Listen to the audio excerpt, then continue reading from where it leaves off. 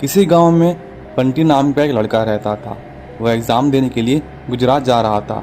ठंडी का दिन था, चारों तरफ से कोहरा छाया हुआ था। आमने सामने भी कोई दिखाई नहीं दे रहा था। पूरे 15 घंटे के बाद वह गुजरात पहुंच गया।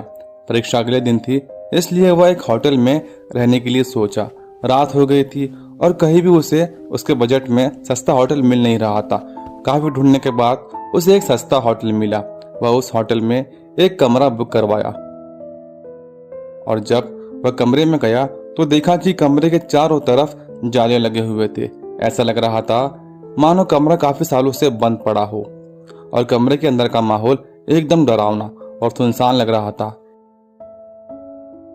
लेकिन उसने ये सब नजरअंदाज कर दिया और होटल से खाना मंगवाया और खा पीकर सोने चल दिया। जब वह सो रहा था तो लगभग रात के 1 बजे के करीब उसे किसी के पायल की आवाज सुनाई दी। बंटी तुरंत नींद से उठ गया और जल्दी से खिड़की के पास गया, यह पता करने के लिए कि इतनी रात को किसकी पायल की आवाज सुनाई दे रही है और इस सुनसान रास्ते में कौन आधी रात को घूम रहा है, क्योंकि वहाँ होटल में बंटी और मैनेजर के अलावा कोई भी नहीं था। तो यह फिर किस औरत की पायल की आवाज सुनाई दे रही है। बंटी खिड़की पर काफी देर तक खड़ा रहा, लेकिन उसे कोई भी नहीं दिखाई दिया। फिर उसने अपने कमरे से मैनेजर को फोन किया और उससे बताया कि मुझे इतनी रात को कब से किसी के पायल की आवाज सुनाई दे रही है, आपको भी दे रही है क्या? मैनेजर ने कहा, सर ऐसी कोई बात नहीं है, आपको शायद हवा से ऐसा लग रहा होगा। वैसे भी सर ये जंगली इलाका है, यहाँ पर तो हल्की हवा भी तूफान की जैसी लगती है। आप सो जाइए, ऐसी कोई बात नहीं है। बंटी मैनेजर की बात पर भरोसा करके फिर से सोने चला गया। कुछ देर बाद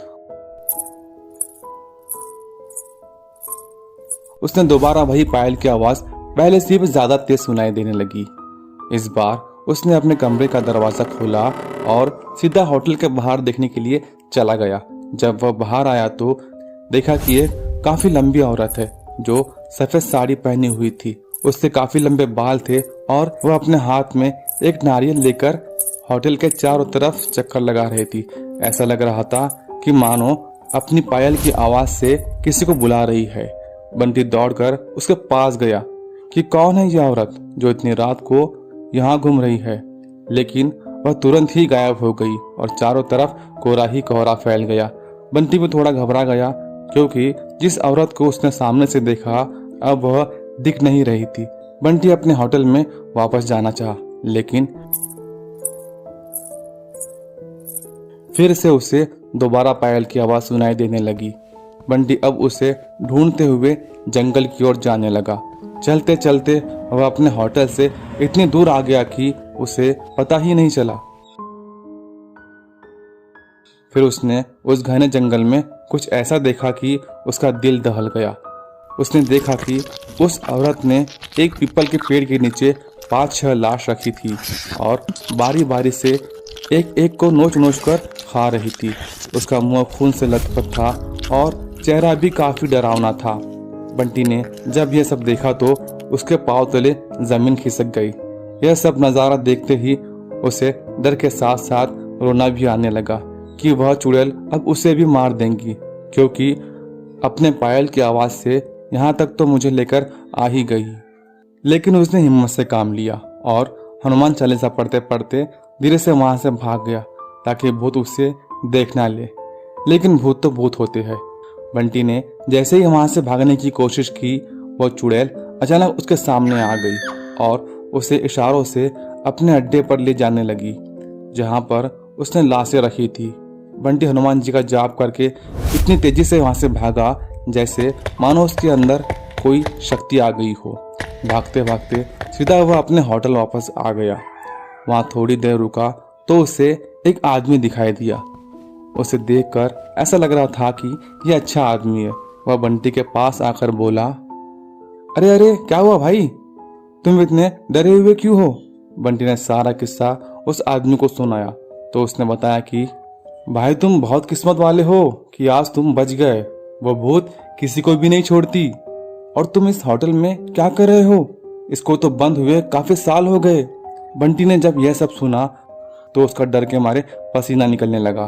फिर उस आदमी ने बताया कि इस होटल में बहुत साल पहले एक लड़की के साथ 4-5 लड़कों ने मिलकर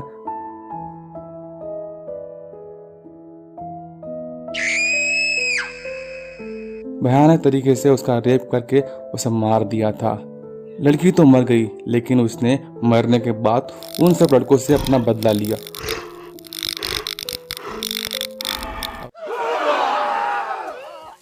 और उन्हें भी नहीं छोड़ा, और जो भी रात के समय इस रास्ते से गुजरता है सबको अपने कब्जे में कर लेती है और मार देती है। और कुछ दिन बाद इस होटल पर पुलिस का छापा पड़ा, तब से यह होटल बंद है। बंटी ने जब उस आदमी की पूरी बातें सुना तो वह बहुत जोर से रोने लगा, यह सोचकर कि आज तो वह मर ही जाता। फिर वह आदमी बंटी को चुप कराया और बोला, अरे अरे भाई रो मत, चलो आज रात तुम मेरे घर रह लो, मेरा घर पास में ही है, डरो मत, अब मैं आ गया हूं ना। बंटी ने उस आदमी का धन्यवाद किया और उसके साथ उसे घर चला गया और अपने आप से एक वादा किया कि आज ये बात वह भूलकर भी कभी अनजान जगह पर नहीं जाएगा। तो दोस्तों, अगर आपको मेरी ये कहानी जरा भी पसंद आई है तो प्लीज वीडियो को लाइक करें और शेयर करें, और चैनल पर नए हो तो प्लीज सब्सक्राइब करें ताकि ऐसे अच्छे अच्छे वीडियोस मैं आपके लिए आगे भी लाता रहूं। धन्यवाद।